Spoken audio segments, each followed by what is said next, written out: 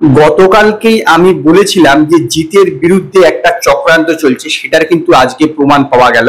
আমি যা বলেছিলাম একটি জায়গাতে, একটা ফেসবুক পেজে আমি দেখলাম ঠিক এক্স্যাক্টলি সেই সংখ্যাটাই দেওয়া হয়েছে যে বুমেরাং নাকি 97 লক্ষ টাকা আয় করেছে এবং সেখানে সরি অযোগ্য 97 লক্ষ টাকা এবং বুমেরাং সেখানে নাকি 54 লক্ষ টাকা আয় করেছে।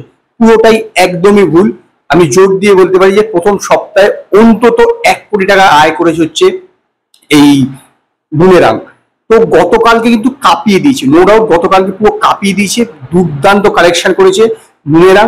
অযোগ্য কি কালেকশন করেছে এই নিয়ে আমি কিছু বলতেই না, কারণ বিষয়টা যথেষ্ট চিন্তার বিষয়। কারণ যেরকম দেখা যাচ্ছে যে শো সংখ্যা কমে যাচ্ছে অথচ আয় বেড়ে যাচ্ছে, এরকম ঘটনা কিন্তু পৃথিবীর ইতিহাসে কখনো কোনো সিনেমার ক্ষেত্রে হয়নি।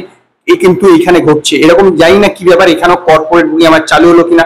কারণ দেখা যাচ্ছে যে অলমোস্ট ফুলে 34খানা শো, বুমেরাঙের সেখানে 19খানা শো। আবার হাউসফুলের ক্ষেত্রে দেখা যাচ্ছে গতকালকে ছিল বুমেরাং 6খানা housefull as per BookMyShow, এবং সেখানে অযোগ্য হাউসফুলের সংখ্যা ছিল 4টে।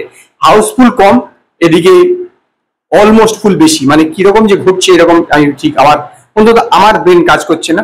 তো গতকালে কিন্তু সত্যি খুব ভালো পারফরমেন্স করেছে। এমনিতেই ঈদ যখনই আসে জিতের যে কোনো সিনেমা দেখবেন ভালো পারফরমেন্স করে। আজকে ঈদ, তো গতকালকেও ছুটি ছিল, স্বাভাবিকভাবে ঈদের আগের দিনকে তো একটা ভালো পারফরমেন্স করার একটা সুযোগ ছিল এবং গতকালকে খুবই ভালো পারফরমেন্স করেছে, খুবই ভালো পারফরমেন্স করেছে। বেশিরভাগ মানে বুক মাই শো বাদ দিয়ে বহু জায়গাতে কিন্তু শো প্রায় অলমোস্ট ফুল ছিল। এখানে একটা সিঙ্গেল স্ক্রিনে প্রায় 800,000 লোক ধরে, সেখানে প্রায় ফুল হওয়া মানে বিশাল বড় ব্যাপার। তো সেইখান থেকে দেখলে যথেষ্ট ভালো পারফরমেন্স করছে এবং গতকালকে কালেকশন করেছে বুমেরাং অ্যারাউন্ড 20 লক্ষ টাকার আশেপাশে।